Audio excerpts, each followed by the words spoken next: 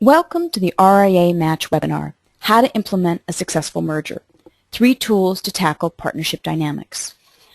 I'm Miriam Buchanan, founder and CEO of RIA Match.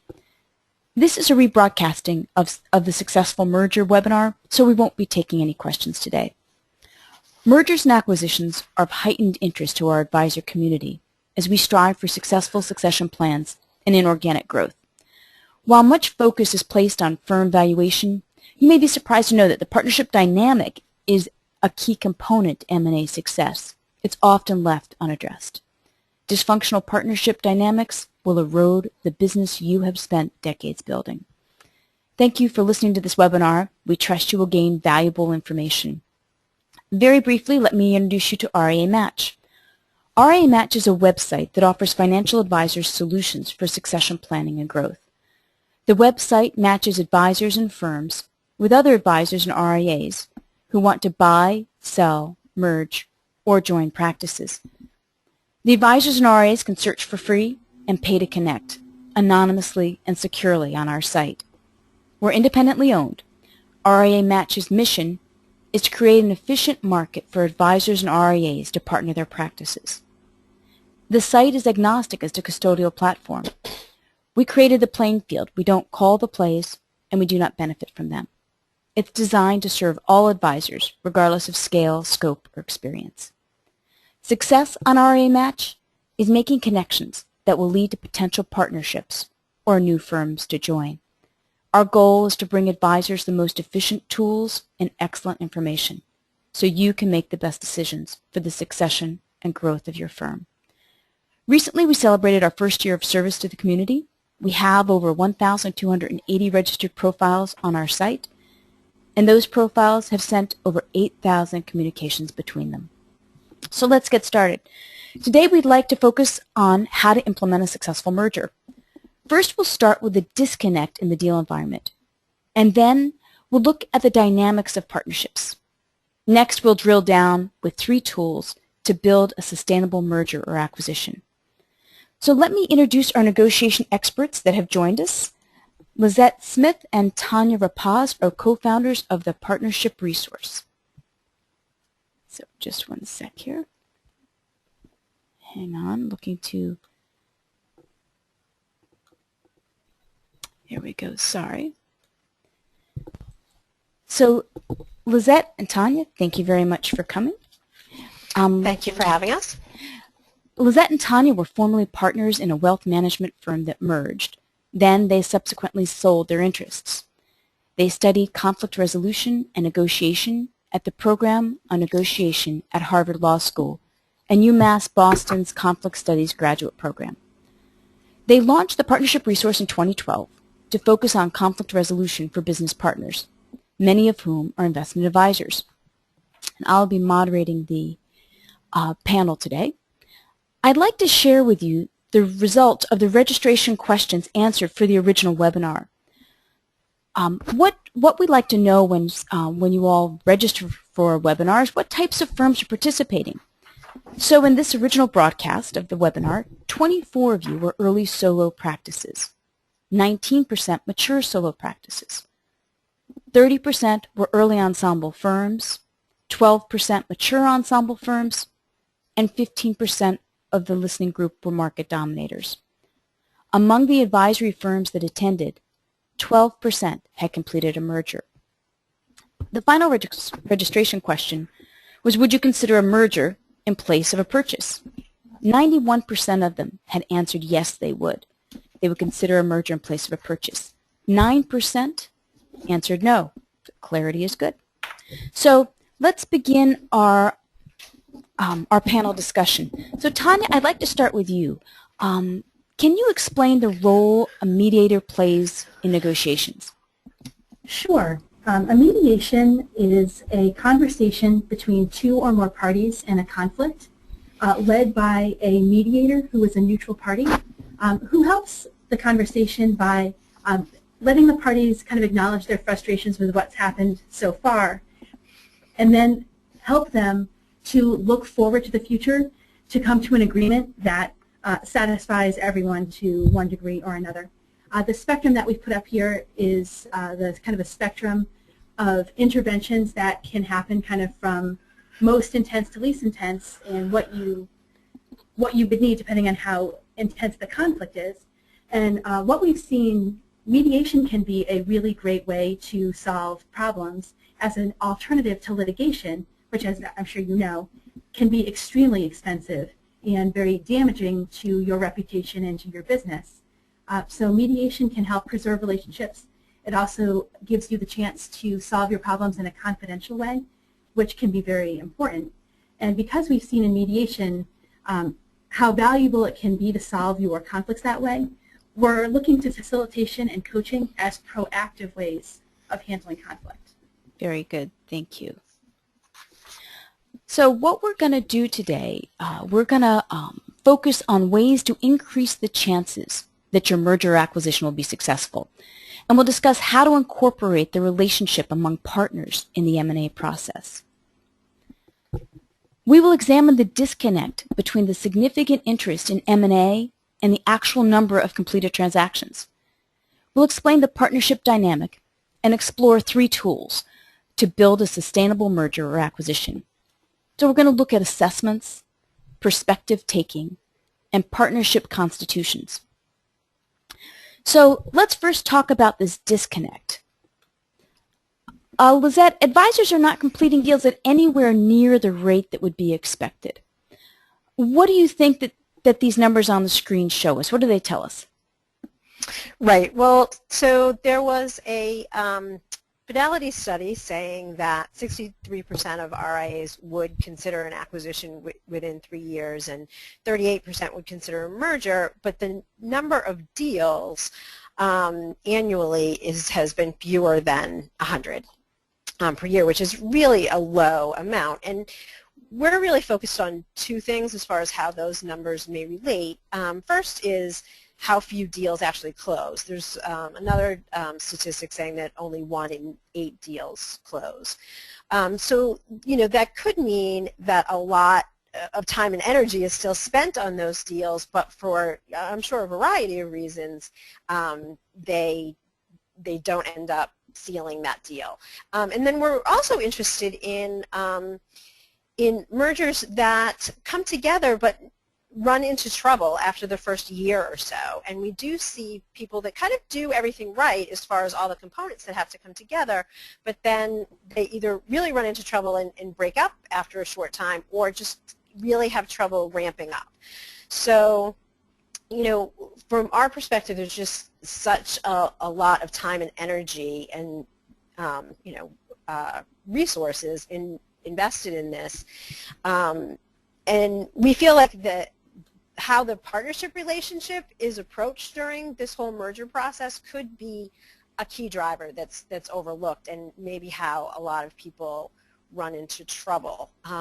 So based on, you know, what we see in mediation, once there's already problems, we want it to be more proactive and use the skills in mediation to kind of set the stage for people that are just engaging in it and help them work on decision making and really changing to that we-focused mentality that they're going to need for the new firm as soon as they can. Yeah, it's very helpful. That's very helpful. During our original broadcast, we launched a poll and question at this point. And the question was, what is your biggest reservation about entering into a merger or acquiring another firm? The answers were, are your biggest reservation finding the right partner, loss of control, lack of financing or other financial issues, lack of time to dedicate to the process, or some other reason? So interestingly, finding the right partner and lack of time to dedicate to the process were the most often answered. Lizette and Tanya, given your negotiation experience, does this poll answer surprise you? It definitely doesn't. I think, first of all, as far as the time question, I think until you start getting involved in starting the merger process, you don't have a full idea of how much time is really involved. There's so many components, and just, you know, getting to know another party is a really big commitment.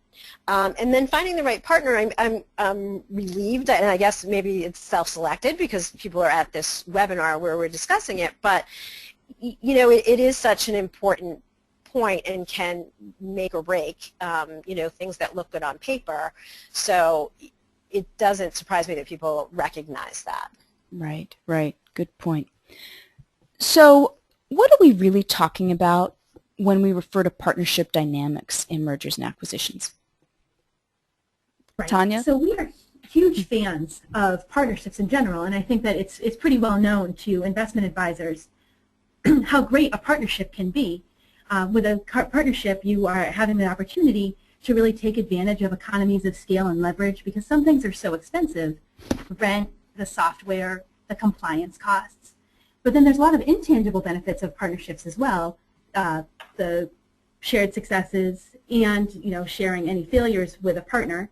But partnerships can be more fun, and I think everybody has heard the statistic about how, you know, this is according to Moss Adams, the difference in income per principal in a mature ensemble is quite marked, you know, versus being a solo practitioner.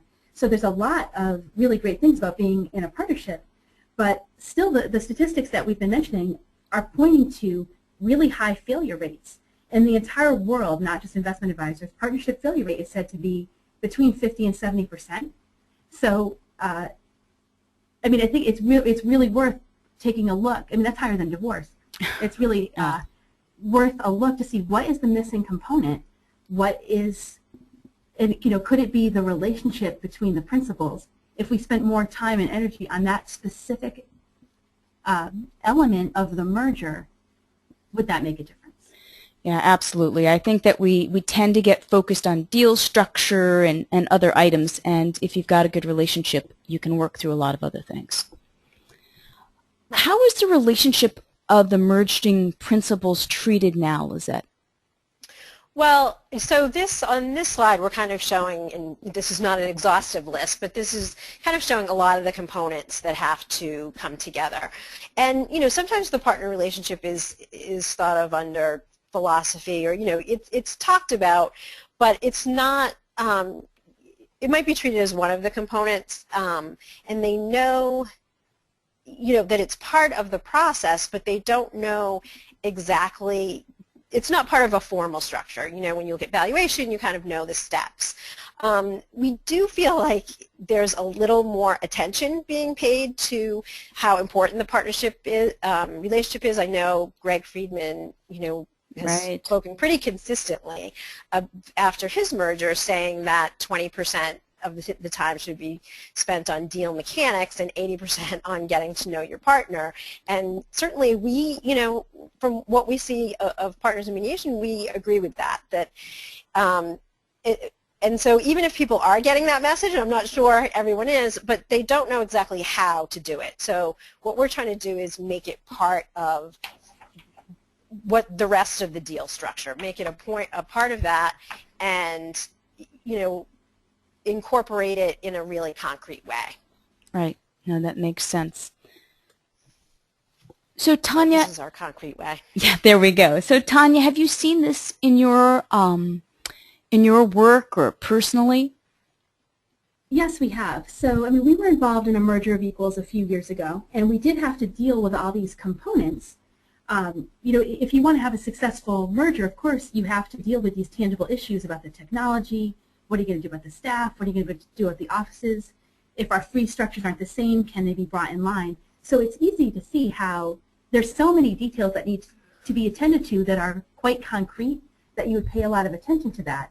And I think that in retrospect, we could see where a third party could have helped us with some of these issues that we knew were out there, but we couldn't quite, you know, put our finger on as to what we did. I mean, we certainly spent plenty of socializing time with our partners in the hopes of kind of gaining, you know, starting the building blocks of having a good relationship, or kind of building awareness of the different personalities that would be involved and how that would play out over the long term as far as the merging of two cultures. Mm-hmm.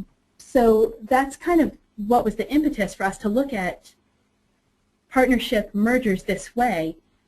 Are there these kind of, and that's why we chose the house as a sort of a symbol for it. It's a great visual. Blocks that make it a more stable, sustainable structure. Right. No, that's a very helpful visual. That's great.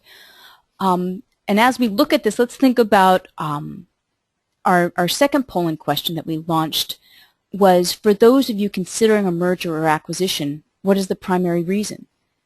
Was it to increase scale or profitability? Or was it looking for complementary skills of another professional? Or were you looking for a sounding board or camaraderie? Or was it succession that you were hoping to accomplish? So on that polling question that we asked, Lizette, Tanya, do you have any thoughts on that? What is your insight here? Well, recently we completed a survey of investment advisors, most of whom had been in partnerships for 10 or 15 years or more, kind of looking for the best practices in business partnerships. And one of the things that we noted that was interesting to us was that most of the answers of why they joined a partnership were more clustered around having more professionals to work with, either the camaraderie or building a practice full of complementary professionals. Very good, very good. So Lizette, what types of assessments do you think are the most valuable to help advisors build their foundation? So how we approach the relationship part is to incorporate assessment tools that kind of we're hoping that will jumpstart the getting to know you process. And what we're looking at is behaviors and values. So I kind of want to say that we approach this with some healthy skepticism, about how well these tools really work. Even though we had taken them in our own partnerships before and found them useful, we knew that some people were a little, hesitant about their usefulness. And I think what we've actually found them to be invaluable. I mean, they're not perfect, but as you know, in the investment world, you can kind of use tools to help set trends or to at least make you aware of things.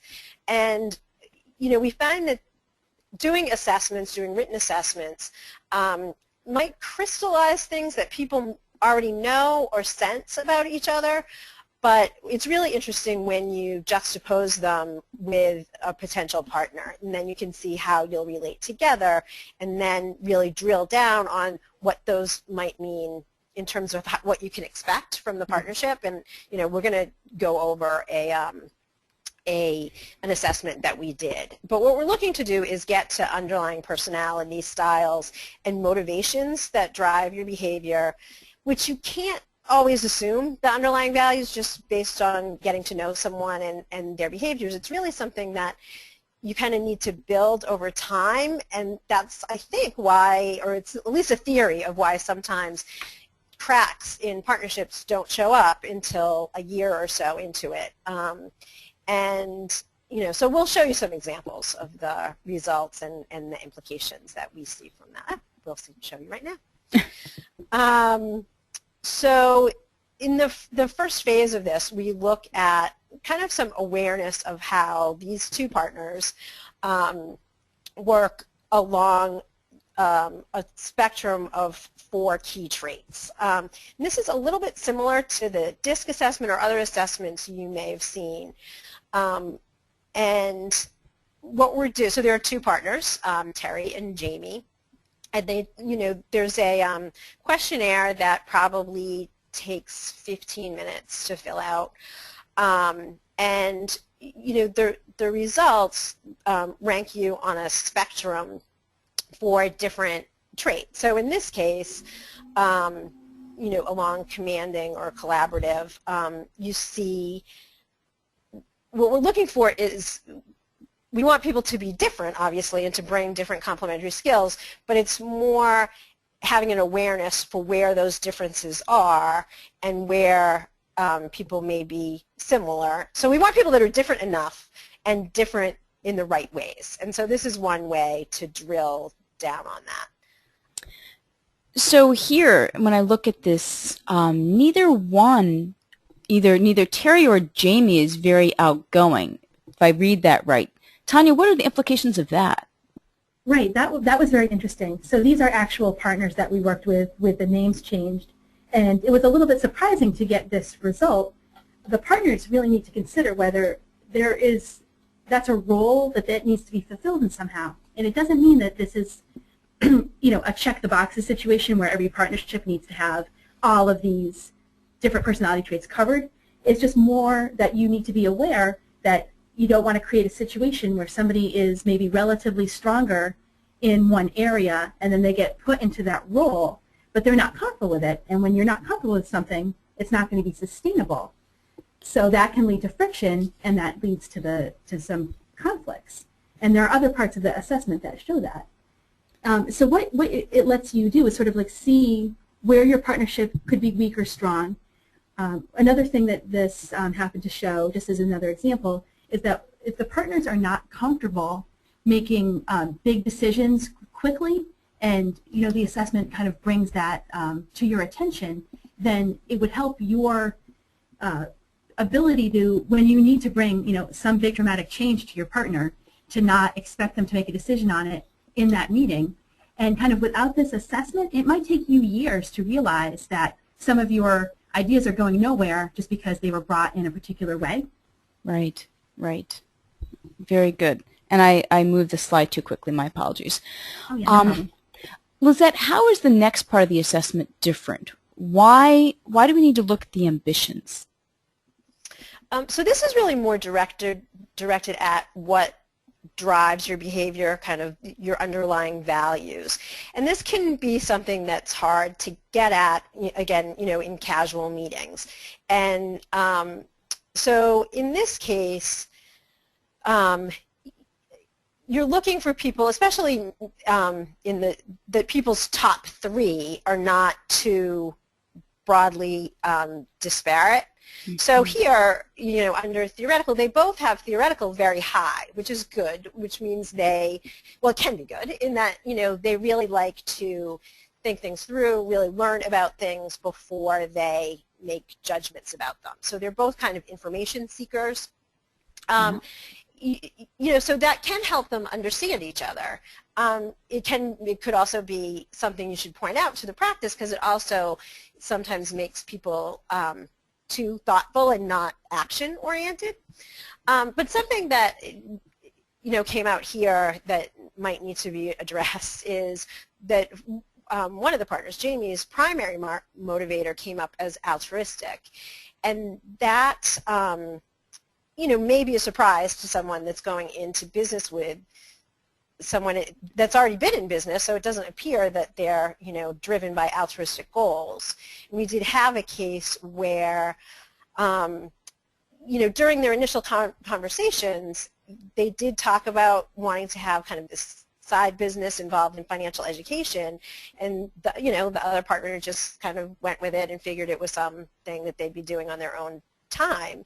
And it turned out to be like a much bigger component, and really, even though there were tangential benefits to the business, they kind of felt a little misled, like this is much bigger than I thought. And maybe if they had done something like this ahead of time, they could have seen or gone back to that issue and talked more about it. Yeah, they would have been able to see that was they would have seen that was a driver. Something brewing. Yeah. And what else might be of interest here is that both of these partners rated fairly low in economics as a driver, and you kind of this is the snapshot, but there's more that goes into it. And I think in this case they were both fairly successful already, so the merger wasn't, they weren't hoping to get so much out of it economically, but that doesn't mean that wasn't a factor. It just ended up falling pretty low.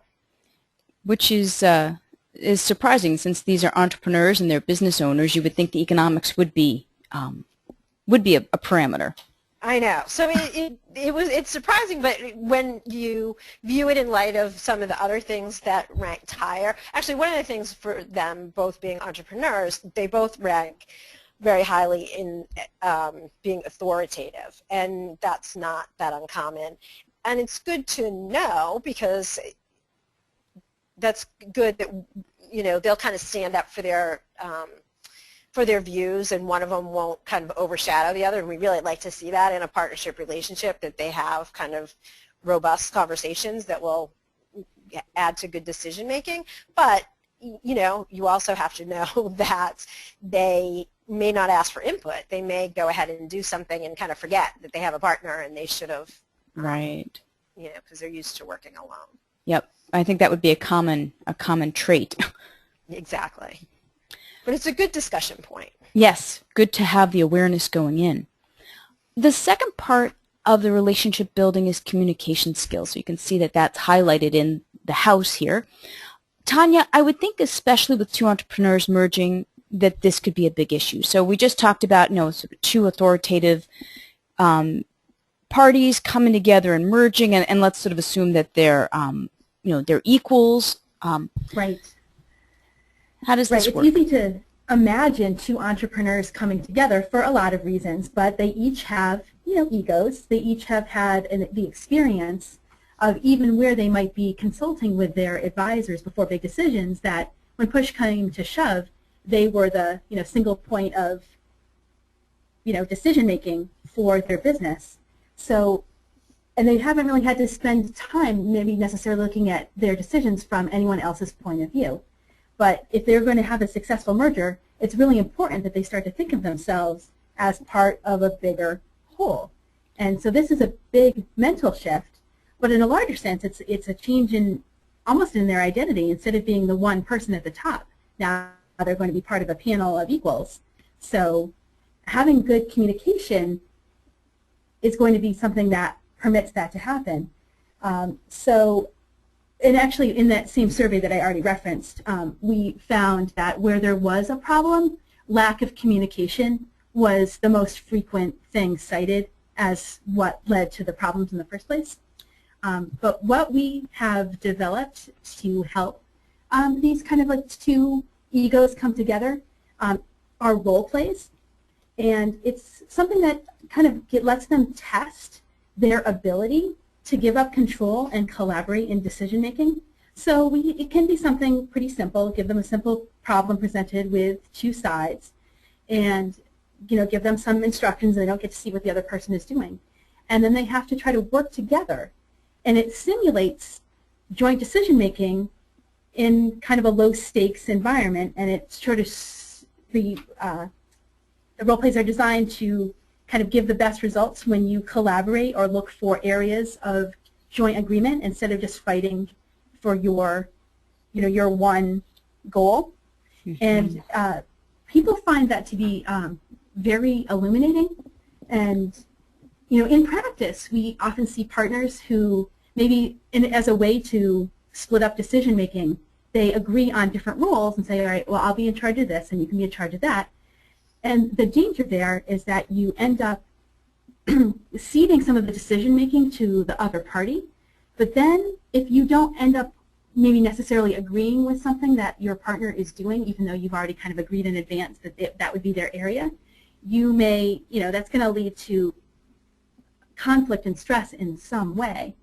I can think of one example where, there was two partners, and one agreed that they would be in charge of staffing, and the other person would be in charge of some financial communication. But then a problem came up with the staffer who was in charge of financial communication. And it was really hard for them to come to an agreement because they both felt like they had a turf.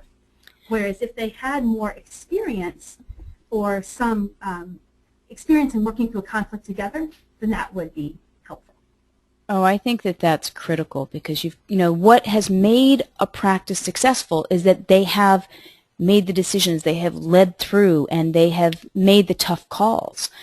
And then to have to sort of retrain, you have to sort of retool, and this is a great way, that role-playing is a great way to go through that retooling process, because I think it is a big, a mind shift. They really have to look at it in different ways. Exactly. In our previous webinar that we did with the Partnership Resource Group, you explained perspective taking. So Tanya, you all shared with us a worksheet that you use and outlined how to approach early negotiations. Can you give us a quick overview of that? Right. So we, obviously we had an entire webinar devoted to this one topic. And this is based on research from the Harvard Negotiation Project that there are 7 elements that you should check for yourself and for your counterparty as you prepare for a negotiation. And it's just to look at your objectives, what your interests are, kind of like why you're doing this deal and what you hope to get out of it, how to generate options, how to evaluate what you're deciding on today with your other alternatives, coming up with objective standards that will give the deal legitimacy and give it the air of fairness, and then again, coming back to it, as we always do, how and what you will be communicating and the relationship aspect of it, sort of like how long that relationship needs to go and how strong it needs to be. So this, a tool with an example, is still available in the RI Match store, so I would encourage anyone to go and download that. It also has an example of a firm contemplating going through a sale, so it actually has some examples so you can sort of see how that would relate. But the whole point of this is to not only look at the deal from your point of view, but to look at it from the point of view of someone else who would be going into business with you or buying your business, because taking others' perspective will help you see how other people are seeing the deal.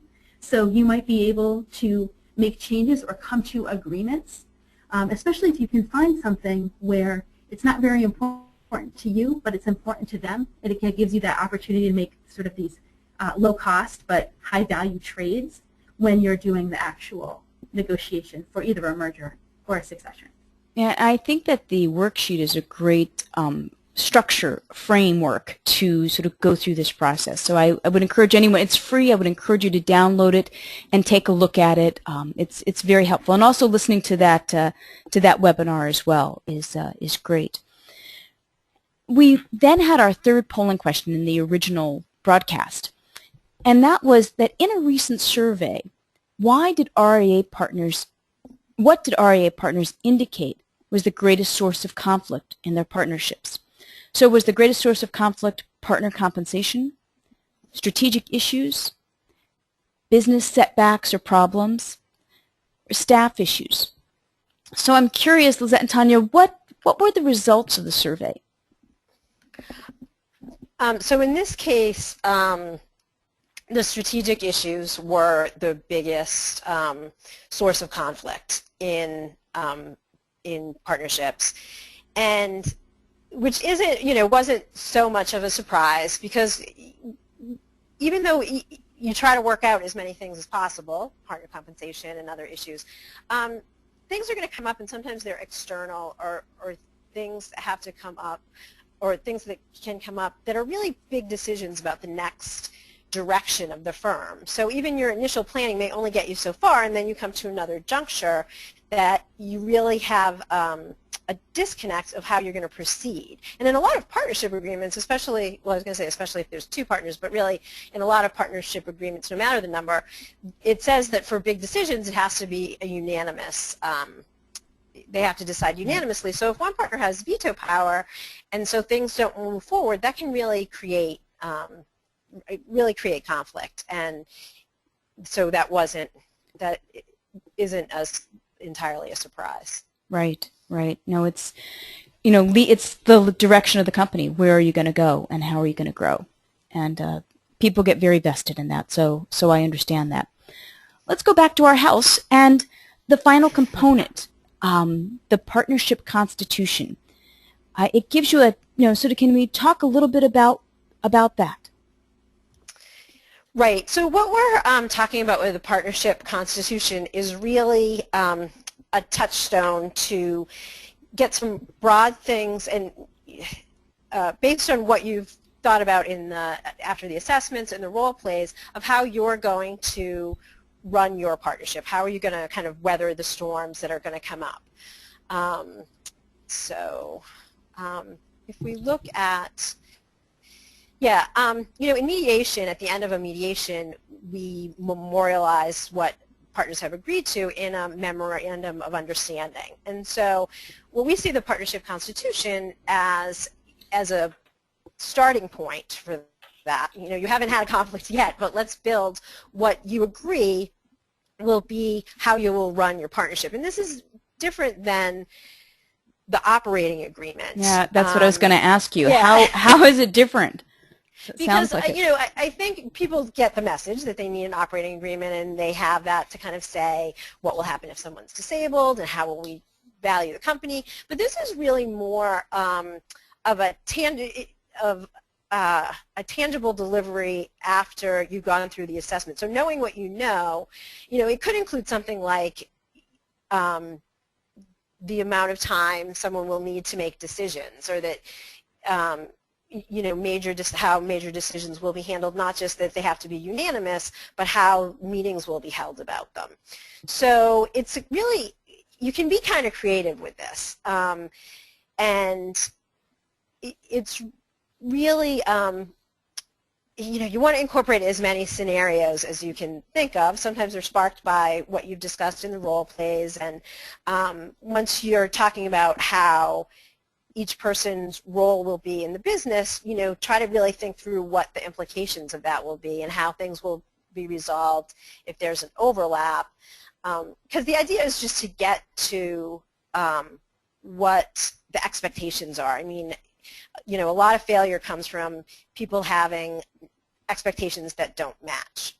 Right. So to really make sure that people are on the same page with their shared vision of what the roles and responsibilities will be, and how conflicts will be handled, and what priorities will be, so that you can kind of be proactive in addressing predictors of what might create conflict later. No, that makes sense. And I, as you said, I think the operating agreement is, if someone gets hit by a bus, someone, some catastrophic, but not this is more of the day-to-day. Right, especially when it comes to decision making, there's not really much you can put in an operating agreement like that. I mean, most have things about, if you're going to bring on a new partner, we both have to agree, but right, you want to talk about how are we going to make decisions day to day so that we have this process that we can go back to, and it's not, it's a constitution, you can amend it, but Sure. It's something that you want to have in place that will cover a lot of different scenarios. And have it written down as well.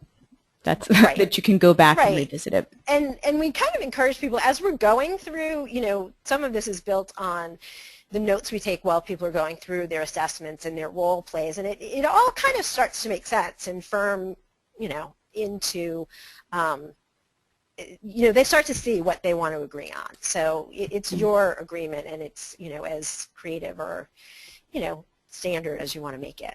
Yeah, that's a great process. Great process.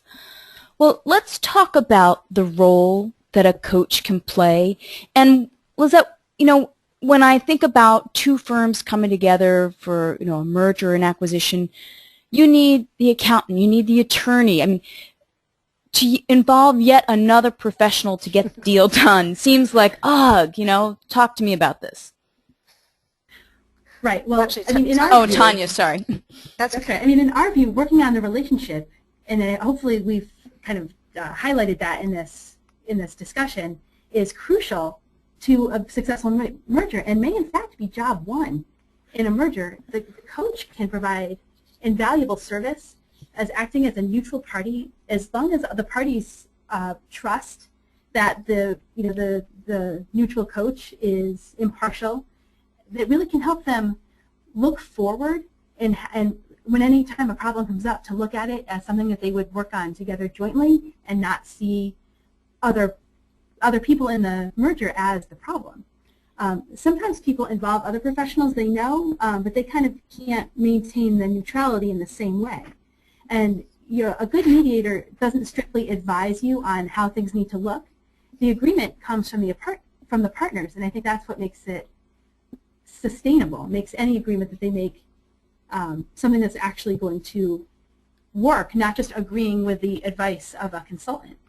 And kind of going through this process helps them do these things that are kind of listed here.